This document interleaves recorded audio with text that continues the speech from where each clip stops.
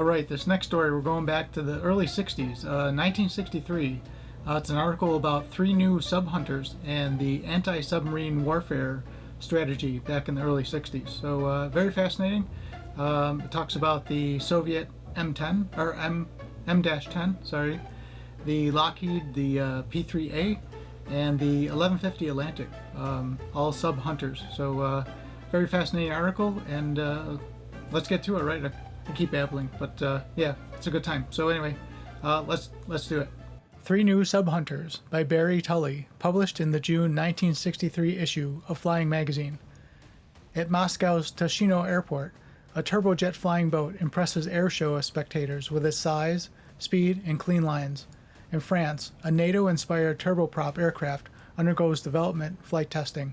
In the United States, a large 4-engine turboprop airplane enters fleet service with Navy patrol squadrons. These 3 aircraft, the Soviet Beriev Type M-10 flying boat, NATO designation Mallow, the Breguet 1150 Atlantic, and the Lockheed P-3A Orion, represent the latest in world anti-submarine aircraft and reflect the anti-submarine warfare ASW strategies of the Soviet Union, the NATO alliance, and the United States. The role of aircraft in ASW has been predicted to diminish as submarines reach the status of true submersibles, example, capable of extended submerged operation. Since the tentative beginnings in World War I, the chief mission of ASW aircraft has been to search for surfaced submarines. The reliable long-range aircraft of World War II, equipped with radar to detect surface subs in daylight or darkness, played a significant part in that war's anti-submarine operations. But today, with nuclear submarines capable of conducting an entire war patrol while submerged, the aircraft would appear to have become obsolete as an effective ASW vehicle. Why, if this is true, would all major powers be busy developing bigger and better anti-sub aircraft? The explanation for this is that the preponderant majority of submarines in service today employ diesel/electric propulsion systems. These vessels, with and without snorkel breathing apparatus, must periodically penetrate the ocean surface to acquire vital atmospheric oxygen. In doing so, they risk exposure to the ubiquitous radar scans of patrol aircraft. In addition to its capabilities against conventional submarines, however, the aircraft is still able to limit the effectiveness of nuclear submarines. The prime ASW capacity of the aircraft, in terms of naval tactics, is the ability to search a vast ocean area in a relatively short time. This forces submarines to remain deep in areas where the probability of being sighted by aircraft is high. Thus, the mobility of attack submarines is greatly restricted. The dash capability of aircraft, the ability to reach a contact area quickly, is another justification for the existence of ASW aircraft. Operating in conjunction with long-range detection system, the aircraft is simply a means of getting there firstest with the mostest. The recent Cuban blockade was a striking demonstration of the value of patrol aircraft in the Cold War. Without long-range patrol aircraft to report the position of approaching Soviet merchant ships, the maintenance of an effective blockade would have proved enormously more difficult. ASW aircraft, in addition to spotting missile-carrying merchantmen, also participated with surface forces in tracking Soviet submarines in the waters off Cuba. Thus, the aircraft, for the present at least, continues to remain a part of the ever-growing array of anti-submarine vehicles. This array now includes newer, faster surface ships and killer submarines equipped with the latest scientific devices to enable them to find, identify, and destroy enemy submarines. The USSR, until recent years, had regarded submarine warfare as a primary offensive matter, despite possession of a large, vulnerable maritime fleet. This seemingly complacent ASW attitude stemmed, in part at least, from the independence afforded by Russia's extensive natural resources, little likelihood of trade with the West during war, and the geographical contiguity of the Sino-Soviet bloc. On July 20, 1960, however, an event off the coast of Florida marked the need for a hasty revision of this strategy. The submerged submarine USS George Washington, SSB N-598, successfully launched a Polaris Fleet ballistic missile, giving the Kremlin an ASW headache of migraine intensity. The Soviet Defense Ministry's response to the Polaris threat takes 2 forms: the development of a countering missile-firing subforce and sharply increased emphasis on anti-submarine warfare.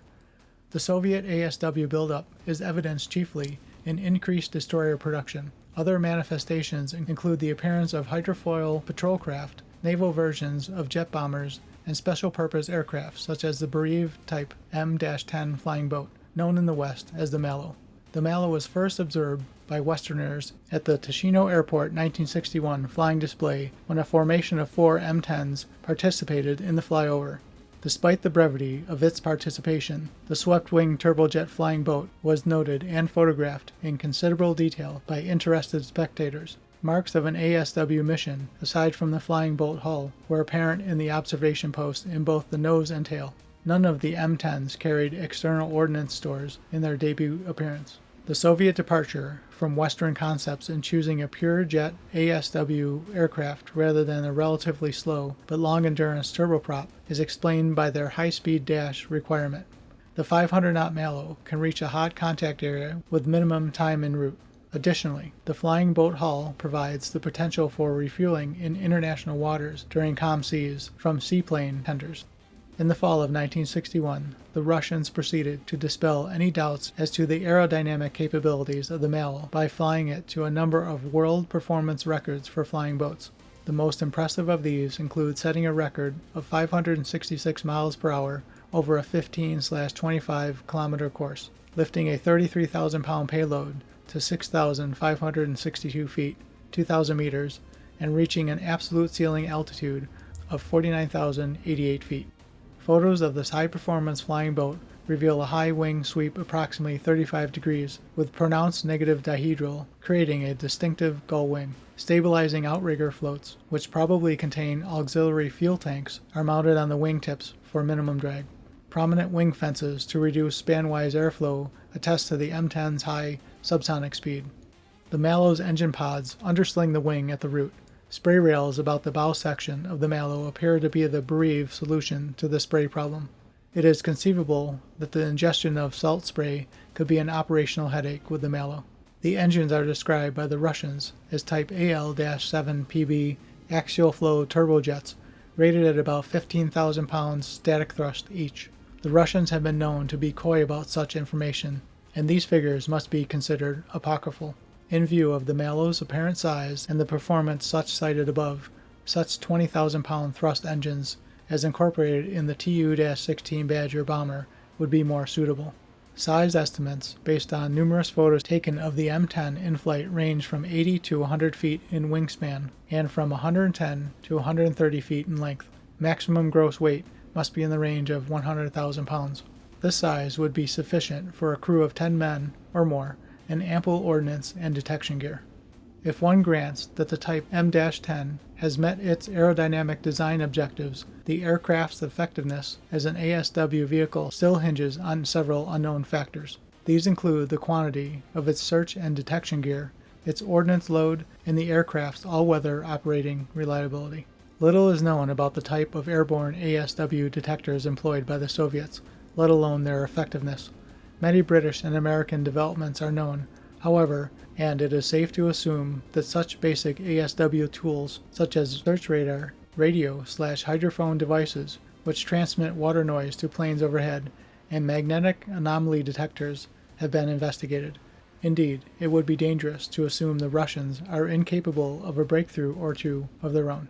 The Mallow's anti-submarine armament is no such mystery. It can only be a nuclear depth charge, with possible alternative weapons such as homing torpedoes and conventional depth charges. Naval versions of the Badger bomber have been observed with air-to-surface guided missiles, and it is presumed that the Mallow would employ these on a strike aircraft mission. The Polaris submarines, however, Russia's primary submarine concern, would never be exposed for such a missile attack. The primary ASW task facing naval strategists of the NATO alliance is maintaining the flow of seaborne commerce, vital to the economic and military strength of Western Europe in the face of the greatest submarine threat in history. Russia today, with more than 400 submarines, represents a far greater submarine menace than did Germany in 1939 with only 57 U-boats. Should the Soviet submarine force be unleashed, its threat to the NATO alliance would be severe even in a so-called limited or non-nuclear war. The submarine threat to the free world is emphasized by the Navy with the following statistics. On any given day in the North Atlantic, some 2,000 ships are at sea laden with raw materials and finished products. and over 99% of all international exchange, both strategic and non-strategic materials, is carried by ships. The defense of shipping lanes from prying submarines requires strong surface forces, hunter-killer task groups, and extended offshore patrol by long-range aircraft to pin down motoring submarines. It is for this later task which the Breguet 1150 Atlantic is being developed. The Breguet Atlantic, despite the stunning blow dealt the project by the crash of the No. 2 prototype on April 19, 1962, appears capable of handling the job on all counts. 5 NATO nations are participating in its development: France, West Germany, Belgium, the Netherlands, and the United States. Hence, when the aircraft goes into production, all will share the business. The Atlantic appears to be a formidable piece of ASW hardware. Straightforward in design, the twin turbopropped aircraft is powered by Rolls-Royce twin engines rated at 6,000 estimated horsepower each. These potential power plants give the Atlantic a design patrol cruise of 195 miles an hour, an endurance of 18 hours, and a range of 5,600 miles. The mid-wing aircraft is large, wingspan 124 feet, length 89 feet, and maximum gross weight 90,000 pounds. Thus the aircraft is larger, faster, and has greater range and endurance than the Neptune. Search and detection gear will be essentially that of the Neptune, as will the ordnance load. Radar, housed in the retractable radome, sonobuoys, and other standard detection equipment will be carried on board. Anti-submarine rockets, U.S. or French depth charges, and both U.S. and British type homing torpedoes comprise the standard ordnance load. The latest aircraft to assist the U.S. Navy's vast ASW mission is the Navy's Lockheed P-3A Orion, former designation P-3V-1, which entered fleet squadrons this year. The P-3A, like the Breguet Atlantic, a replacement for the Lockheed Neptune, was developed to meet requirements to carry more detection gear and more ordnance over long distances, at higher speeds, and with longer on-station endurance. Although similar in appearance to the Electra, and utilizing essentially the same production tooling, considerable airframe modifications were required for the ASW mission. These changes include strengthening the wing structure to bear increased G-loading, the addition of an unpressurized ordnance bay, the addition of a tail stinger housing, a magnetic anomaly detector (MAD), and the mounting of wing stations for external ordnance stores. Externally, the two aircraft are quite similar. The Orion is about the same size as the Electra, with a 99-foot wingspan and a slightly greater, that MAD Stinger, overall length of 117 feet. The maximum gross weight of the P-3 is 125,000 pounds, a difference of about 10,000 pounds more than the Electra. Internally, of course, the aircraft are totally different, except for the flight deck. Aft of that, in the pressurized cabin, the P-3 contains the crew stations with all console, cathode ray tubes, and other ASW black box paraphernalia, rather than the plush interior of the commercial Electra. Some 2.5 tons of communications, navigation, and detection gear on the P-3 is said to be the most extensive array of ASW equipment ever loaded aboard an aircraft. Radar, electronic countermeasure equipment to detect submarine radar, sonobuoys, explosive echo ranging gear, and MAD gear head the list. The navigation and communication equipment is also important for the ASW mission. Doppler navigators and automatic tracking equipment permit the pilots to maintain precise search patterns based on the mathematical probability of best submarine contact. Long-range communication gear allows the airplane commander to coordinate his actions with other aircraft and surface forces and permits immediate transmission of situation and contact reports to higher command onshore. Should the P-3 ever meet a submarine in anger, it certainly will not lack ordnance for the attack.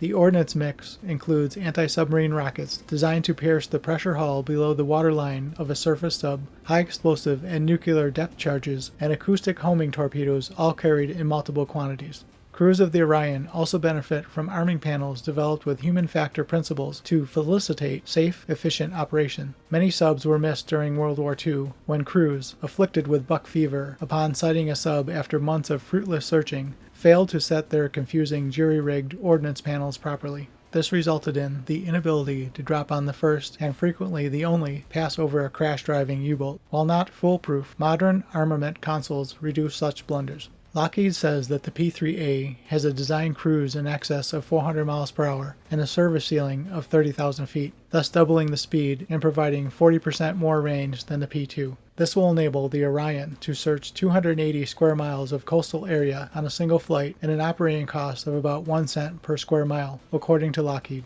The Orion, with its performance, detection gear, and ordnance, is probably the world's most formidable anti-sub aircraft, although a large airplane for the low-level circling tactics of ASW aviation. The important question is, however, is not how well it compares with other aircraft, but how effective it is against modern submarines. The U.S. Navy is exploring that question right now. The value of such aircraft as the Mallow, the Atlantic, and the Orion cannot be disputed in the present state of ASW development. What about the future? Do such innovations as missiles, long-range detective systems, and hydrofoils portend the end of the ASW aircraft? Investigation of new concepts to enhance the ASW capabilities of aircraft suggests that this will not occur in the predictable future. High-speed pure jets, VTOLs with broad speed range and independent of catapults and arresting gear, nuclear aircraft with nearly unlimited range all have excellent ASW potential. One new U.S. anti-sub aircraft would seem certain to appear as a flying boat to replace the aging, overweight Martin P-5. Naval aircraft, like men who fly them, tend to add weight with years.